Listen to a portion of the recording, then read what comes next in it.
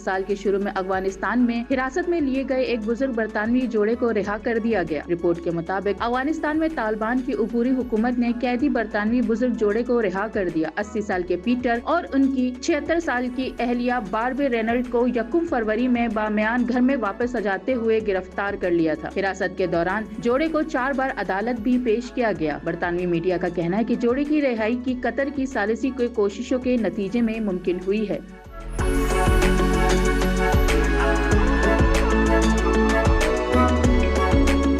قطری حکام کے مطابق جوڑے کو پہلے قطر منتقل کیا جائے گا، جہاں طبی معائنے کے بعد انہیں برطانیہ روانہ کر دیا جائے گا۔ برطانوی حکومت نے جوڑے کی رہائی کا خیر مقدم کرتے ہوئے قطر کی سفارتی کوششوں کو سراہا ہے۔ پیٹر اور رینلڈز 1970 میں کابل میں شادی کی تھی۔ وہ گزشتہ 18 برس سے افغانستان میں ایک فلاحی تربیتی پروگرام چلا رہے تھے۔ طالبان کی جانب سے 12 سال سے زائد عمر کی لڑکیوں کی تعلیم پر پابندی اور خواتین کو کام نہ کرنے کی اجازت دینے کے باوجود ان کے کام کو بظاہر مقامی حکام نے جاری رکھنے کی منظوری دے رکھی تھی۔